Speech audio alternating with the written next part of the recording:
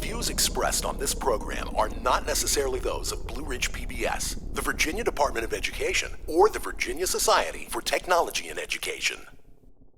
I'm Tom Landon.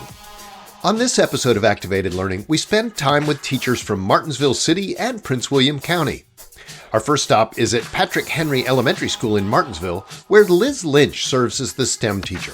She was named a finalist for the Presidential Awards for Excellence in Mathematics and Science Teaching because of the way she helps her school integrate STEM activities into the classroom. After that, we'll head to the 2024 VISTI Conference to catch up with Chrissy Richmond and Sarah Schaffner from Prince William County. The pair teamed up to design and deliver an innovative instructional unit using drones and robots. Blue Ridge PBS, in partnership with the Virginia Department of Education and in collaboration with VISTI, the Virginia Society for Technology in Education, is talking to leading educators about what gets them energized and how technology is being used to inspire student engagement. This is Activated Learning. Mathematicians don't do math in isolation. They talk to one another, they collaborate, they come up with things, they challenge one another. So all of those things, if you can do in kindergarten, you build those skills and you can keep growing and keep growing. The word drone, the engagement level went through the roof. The fact that we made them sign a contract, had all of these rules about pulling your hair back. And I mean, we made it this big event, so the engagement level went through the roof. The kids were really excited about that. Liz Lynch, welcome to Activated Learning. Thanks, I'm so excited to be here. And just tell me where we are. This is a really interesting space. We are at Patrick Henry Elementary School in Martinsville, Virginia, and we use every corner of our school for learning. So I'm on a stage, and it gives us the opportunity to have a giant room where kids can explore, learn, and discover, and do all kinds of crazy things. Yeah, and we've all been there, right? Anybody who's worked in a school, unless it's a brand new school that's been built out bigger than it needs to be, space is often tight, and especially when it comes to special programs like we're going to talk about some of the things you do. Tell me about your journey as a teacher. What made you, how did you become a teacher? Well, teaching kind of found me. I was working at a bowling alley after high school. I wasn't quite ready for college yet. I was a little bit of a wild child. And I was in charge of all the children's programs.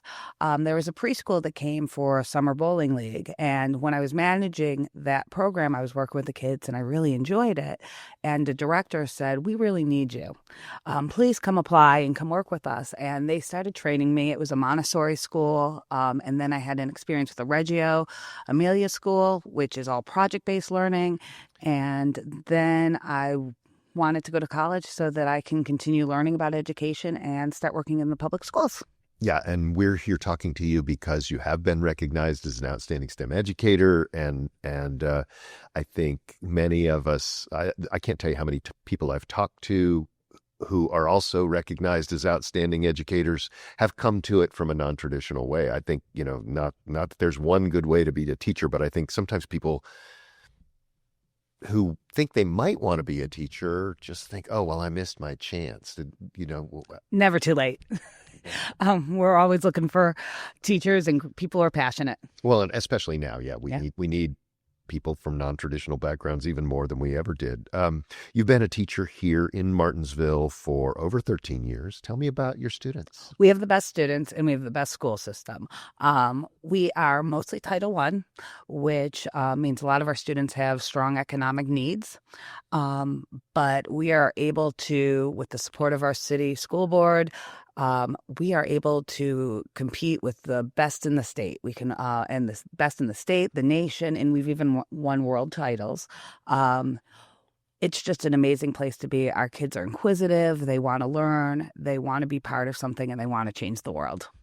I think a lot of people know what STEM is, science, technology, engineering and mathematics. So a lot of people do, but apparently I don't.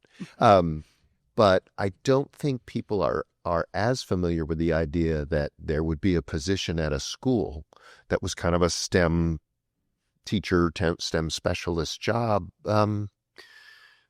Why do you think that's necessary?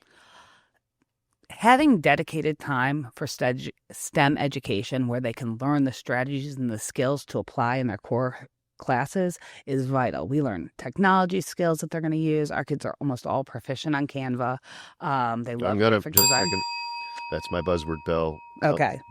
Canva is a graphic design software where you can make awesome memes, graphics, digital things, logos, stories. And it's really taken off in schools, hasn't it? It is. And it's one of our kids' favorite things to do. And we start our year off for 3rd, 4th, and 5th grade with a Canva unit where I teach them skills so then they can bring that into the classroom and they can work on those. And so, again, we were talking about, what the necessity for having kind of a dedicated specialist. I'm sure many of your teachers are also good with technology, but, how do you help them when a teacher comes to you with an idea, maybe? Well, I work hand in hand a lot with teachers. For instance, earlier this year, we did a 1st grade habitat project where they wanted to have the kids do 2D drawings of different habitats. And I said, wait, we can do more. So they were a great team. They got on board with me. And so we did a room transformation project where each classroom became a habitat. And the kids created everything. They researched animals. They brought it together. They worked in here. They worked in their classroom. And then we actually invited our local museum to come in and talk to them because since they curated an exhibit, they gave them feedback. They asked them questions. It was really cool. We've done that right now I'm in the middle of a project with 4th grade where they're learning about perimeter and area in the classroom. And so they're making shoebox houses where they are measuring the perimeter, the area of the different things and designing all the furniture. So there's lots of opportunities where having a STEM space and somebody who is excited about engineering and STEM is able to help elevate lessons from this is what we're doing in the classroom to this is what we're doing for real and make learning really palpable. Right, because we know how much pressure is on the classroom teacher just to get through the things they have to teach. And I can imagine it would have been wonderful when I was teaching to have somebody to call on like you. When kids are leery of whether it's technology, mathematics, they don't think they're good in science. Engineering sounds like something that grown-ups do. How do you help them kind of overcome it so that they can see that we're all kind of scientists? Well, let me start with how my curriculum runs. Sure. I have the unique opportunity to design my own curriculum and run my class the way I wanted to. So I use exclusively play-based curriculum for K2. They come in, you can see we have train tables, we have Legos, we have doll houses, we have a maker space, we have marble runs, all kinds of things. And those low stakes opportunities where they're practicing and building and talking and thinking, I walk around and I say, hey, you're being a mathematician. Hey, you're being a scientist when you're discovering things. Hey, you're using communication skills in the 5 C's. Would you like that, Bell? Yeah, I will. Actually, thank you. For keeping up on me. I was so interested in what you were saying. Yes, tell me about the 5 C's. The 5 C's are something we do in Virginia and basically across the country. And the 5 C's are critical thinking, creative thinking, communication, collaboration, and citizenship skills. And so none of those are necessarily math, right? No. And so those really, but they make math possible.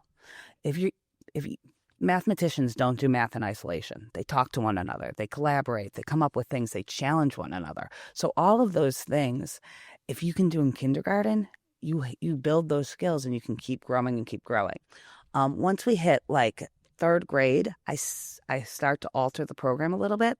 We have one class that's more of a formal instruction, like a regular classroom, where I'll teach a skill or I'll teach an app or I'll teach something that they can do, like the laser cutter or vinyl cutting. And then that becomes one of the center rotations for all the students. And so that allows them to practice those skills in here. And then when they have projects, my room's always busy. Kids are coming in. Can I use the laser cutter? Can I do this? Can I do that? Well, that's the thing. Once you teach them how to do something, then as they are doing a project in another class, they're like, oh, what would work would be. And just giving them the opportunity, and then they have access and they can do it independently. It's really awesome. One of the other reasons I like the play-based in here to help develop those math and science skills is that a lot of our students don't have a ton of toys. They have a lot of electronics, but not necessarily the Hot Wheel cars, the marbles, the things that we grew up with. Yeah, and what does it mean? What do you think is the difference, like, as their brains develop, that they, when they don't have those things and when you make those available? Well, I've seen a real gap in science for that. A lot of schools in Virginia are struggling for science, and I think a lot of that is based off not having hands-on play experience. For instance, when I have my kindergartners playing Hot Wheels on the floor, they don't know they're doing pre-science. But what they do know is that they're having a great time. And then my job as a facilitator is to come talk to them and say, hey, I noticed the car goes a little bit slower on the rug. What happens when you run it on the wood floor? And even if you don't teach the words like friction, they start having those concepts. So then when they're in 4th grade and 5th grade and they start hearing those high words, school physics. yeah, they have that in their head. They have something to hook that knowledge to. They have those experiences. So that's one of my goals, is to try to give all students those experiences that will help them understand the content and will help them have a filing cabinet to put this in. And then they can pull it out and score well on assessments and apply it and really do science, because they have the pre-understanding that when they learn it, they're just learning the word friction. They know what it is. Well, that's so great. And, growing up for me, I think one of the reasons that technology has never scared me is that I like to take things apart. I took apart a radio. And it's like I didn't know how it worked. I couldn't put it back together. But then later, I did learn how to put one back together. That's my culminating unit for 5th grade. At the end of the year, I allowed them a tinker station, and I ask for donations of broken electronics. And the kids are allowed to take them apart, put them back together, make statues, make whatever they want, see if they can make something function again. It's really open-ended, but just like you said. A lot of schools are using robots and kits and things that they're purchasing. Is that something that you're doing here as well? Yes, we have the Spike Prime, which is for FLL. Which is for what? I'm sorry? Ding. First Lego League. Oh, sure. And it's on a robotics table, and we actually compete with that. We have teams, and they start working in the 2nd grade in summer camps and stuff to be on a team in 4th and 5th grade. Martinsville has been state champions before, which has been super exciting, but it's something that we build slowly. They get lots of experience playing with them. We also use a lot of different Spiro robots. We have the RVRs, and we have the little balls, the bolts, where we can do battle bots and all kinds of cool things with coding. We have the Vex robots. And my favorite is the B-bots, because that's the first robot anybody uses in STEM when they're in kindergarten. What does a B-bot do? They are these little bees, and you can code them by clicking on them. So it's screen-free coding. And we'll make mats, and they can go from letter to letter. So if they're trying to spell a word, we'll have a mat with all the letters, and they have to spell their name, or they'll have to spell one of their heart words they're working on in class. But it's their first robot, because once they understand how a robot moves, then we can move on to block coding and show them first, and then they can start figuring. Oh, I want to. I always say that the biggest reason to learn how to do something with technology is when whatever you're using is no longer up to the job, right? Mm-hmm. So Canva is fine for almost everything you do, but some kid who gets into more advanced stuff, at some point they're going to need to learn Photoshop or whatever. And Adobe. Right. You have mentioned Lego League and First Lego Robotics. How important is that sort of, it's a competition, but it's really about the journey to get there. But what does that do for kids that can be hard to accomplish just in the classroom? It gives them a reason to come to school. We are pretty hardcore about our robotics. The kids who are on a team have to work really hard. They have to stay out of trouble. They have to have good attitudes in class. And the most important thing is they have to be coachable. I tell all my 3rd, 4th, and 5th graders that I'm not looking for the smartest students. I'm looking for the students who want to work the hardest and who are the most coachable, because from there, we can always build that. They just need the experiences. Also, First Lego League has something called gracious professionalism, which means the way we do business, and it's that we always treat everybody like they're a winner and that they are important. I've seen at a first Lego competition, a team came in with their Lego robot and they dropped it. And in most competitions, you'd think the kids would go, whew, one less to compete with. But at First Lego League, they don't say that. Instead, teams from all over the place come over and say, hey, I can help you. I can help you reprogram this. Let's try this and let's try that. So I really like that it builds that collaborative nature. Well, and what a life skill, right? And I think one of the things my wife likes to say is she's spent a lot of time with high school kids in the last year or two. And she comes home sometimes, she says, a lot of them just don't know how to people. They don't know those personal skills. And I think things like that are so important for that. OM, Odyssey of the Mind. My kids did that when they were in elementary school. You find yourself having to do a lot of these extracurricular things, don't you? And tell me about OM. I love it. It's my passion because it's not having a homeroom class. The kids who participate in these activities become my kids. But Odyssey of the Mind is the craziest, coolest thing. And it's very difficult to explain, but I'm going to try. The kids have a rubric with all kinds of constraints and things that have to be there. They have to build the sets, create the costumes, write the script, practice the script, produce the play. And there are like 6 different groups that you could do. There's an engineering challenge where they have to do balsa wood, where they have to build a structure and then they put weights on it. I've seen at the World Competition, they've held over 1,000 pounds, which blows my mind. This much balsa, 1,000 pounds. This year, my team's doing the classics. We've read Charlie and the Chocolate Factory, which is the book, which is a book that they have to then reinvent. So they wrote this really cool thing about a reality TV show, and they're going to perform it. They had to have different gadgets that move. There's a lot of STEM learning, a lot of problem solving, all kinds of cool things. So it brings in that A of arts in STEAM, which is so important. I mean, as an arts person myself, I think sometimes we get lost in the technical skills and forget. Again, it all comes back to these people skills, doesn't it? It really does. And so this performance, sometimes kids are...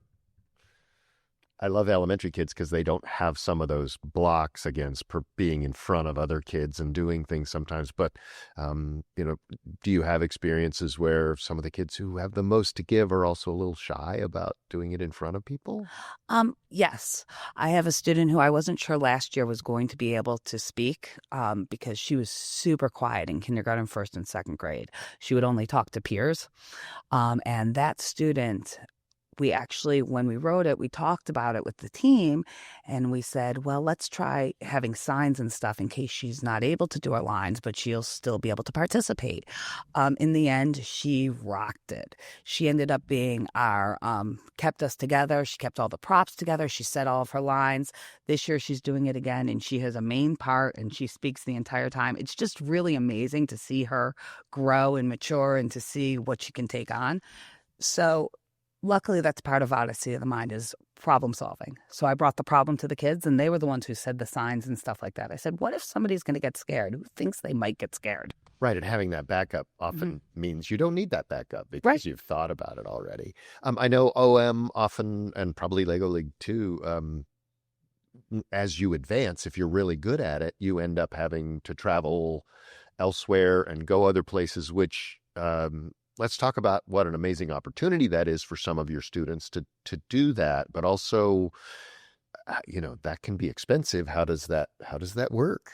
That's another awesome thing about my school system. My school system believes that if our kids can qualify, we can go. They'll find the money, whether it's going for sponsors, whether using Title I funds when they can, depending on the activity, whether it is...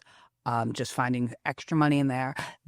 When we went to Iowa last year, the kids got to stay in a dorm room. They stayed for eight days.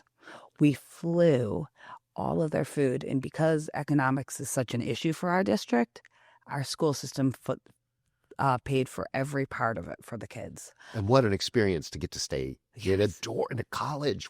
I mean, it was amazing. And that was for Worlds. It was so cool. So that's one of the things I love about my district is no matter, as long as the kids can qualify and they put in the work, we support them to keep going. We've gone all over Virginia. We actually have an international title for Odyssey of the Minds. We got 3rd place in the whole world. Russia and China beat us. Okay, I'll take that. That's great. That's great. And so, and what learning your kids get by being exposed to all of that. You personally have been given quite a few accolades for your work. I know that's not why you do it, but what does it mean for all teachers to be recognized, and what is in it for you when that happens? What's good about being recognized as being very good at your job? Well, first of all, it was super humbling. I never expected to be chosen as one of the PAMist nominees and the state finalist for Virginia. Second of all, it gives me a voice. People want to hear what I have to say a little more, and I can advocate not only for my kids, but I can advocate for my programs. I can advocate for STEM.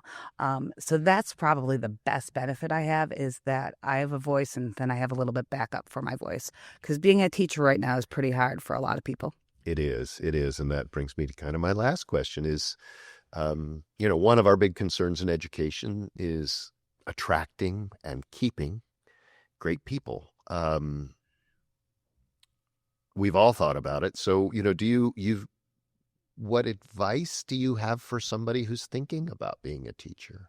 Education is a team sport. That's and to surround yourself with educators who inspire you, and that every teacher has a strength. You may not have the best classroom management, but maybe you have the best lab experiments. Maybe you are able to create all kinds of things for your students, and you have the best relationships with your kids. And the more people you're surrounded with, the more strengths you see.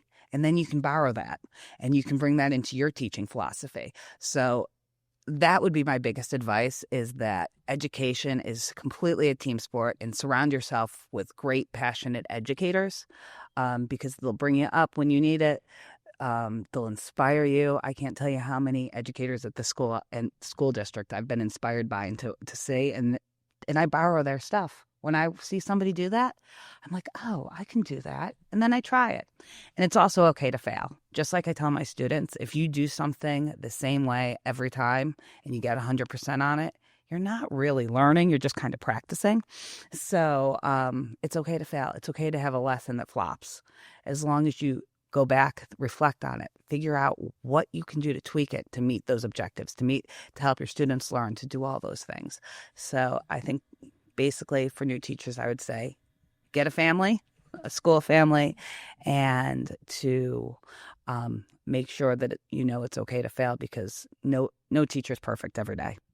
That's for sure. Well, Liz Lynch, I just want to thank you for letting me share the stage with you here today, and I wish you many more years of successful education. Thank you. It was so great to talk with you today. Yeah, thanks. Bye. This is Activated Learning. Chronic absenteeism means I'm missing 2 days a month, which is 18 days a year. Parents need to ask their school, how many days has my child missed? Subscribe to the podcast on Amazon Music, Spotify, Apple Podcasts, and Blue Ridge PBS Echo TV. Liz Lynch is a great example of how a STEM coach can work with classroom teachers to infuse a school with technology. Another great example can be found in Prince William County, where instructional technology coach Chrissy Richmond teamed up with social studies teacher Sarah Schaffner to create a great activity for students using drones and robots that kept kids learning well after their annual SOL testing period. We're here at Visti in Virginia Beach with Chrissy Richmond and Sarah Schaffner from Prince William County Schools, and we caught them a little bit ago, and Sarah was telling me why she's here, and I got all excited because she's a social studies person, and so am I, but also because you guys are an example of an ITC. I'm going to ring my own buzzword bell, which I believe is an instructional technology coach in your division. Yes. An example of an ITC and a teacher who are working together. So tell me about something that you've done together that you're proud of. So the reason we're here is for something that we did together. Sarah was in the library making a copy of a math-rich text task that the state put out, and it was having kids use coordinate grids to deliver pizza. And it was all done on paper, right? And as we were chatting about it, I said, why don't we do that for real and use robots and drones and have the kids deliver pizza, actually coding and using those points, but using the technology. And she got really excited about it too. And tell me about that. What compared to a worksheet assignment, what's the difference to be able to use it in a technology-rich way? So the beautiful part was this was right after SOLs were over, when you're losing kids and their engagement anyway, right? So giving them just another packet of papers or something to do after that, there was no way we were going to keep their attention. So the word drone, the engagement level went through the roof. The fact that we made them sign a contract, had all of these rules about pulling your hair back. And I mean, we made it this big event. So the engagement level went through the roof. The kids were really excited about that. And then the integrating technology with them being able to solve a real world problem.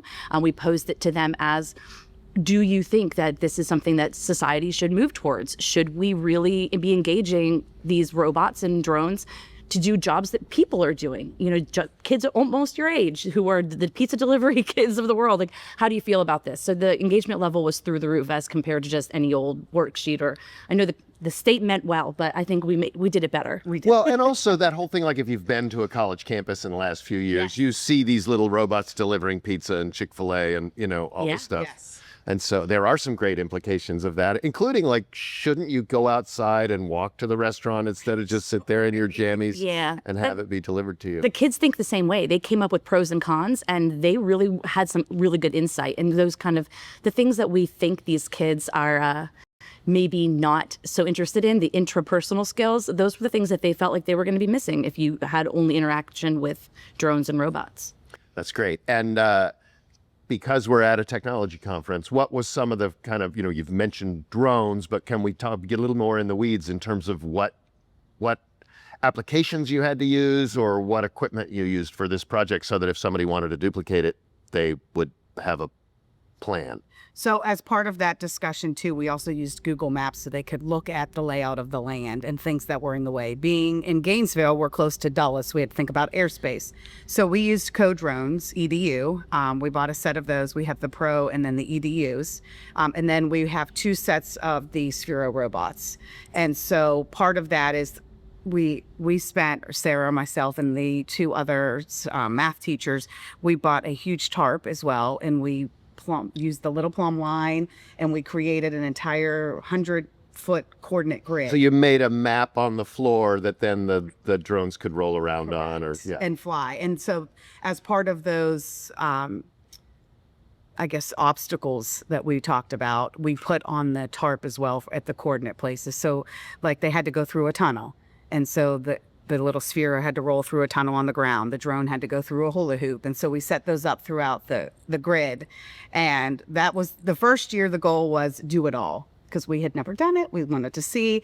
And we told the kids, please don't get frustrated with if you can't do it, just don't give up. And as she talked about the engagement, nobody said, I quit, I give up. They continued to persevere and do it in the course of the 3 days that we gave them. And then they had a final presentation, and we had our administrators come in so they could see, and the kids just blew them away. Well, thank you so much for taking the time here at the VISTI conference to tell us what you are here to share. Is there anything while you're here that you really want to learn? Now that she's in social studies, I told her she's my in at social studies. So we got in with math and tried that integration. So now we're working through social studies to bring some of that tech integration. So hopefully finding some cool and exciting ways in social studies to get that engagement level up. I'm bringing my teams with me, kicking and screaming. Already got the math team in. Now I just got to get the history team in. So that's right. That's my job. I'm the mole. That's great. You're the elephant trunk under the circus tent. So, all right. Well, again, thank you so much for taking some time to be with us. Thank you. Activated Learning is produced by Blue Ridge PBS in partnership with the Virginia Department of Education and in collaboration with VISTI, the Virginia Society for Technology and Education. This podcast is hosted and produced by Tom Landon, Director of Educational Innovation, with lots of help from graphic and audio designer Jay Prater. Additional support provided by Andy Depew in our podcast studio.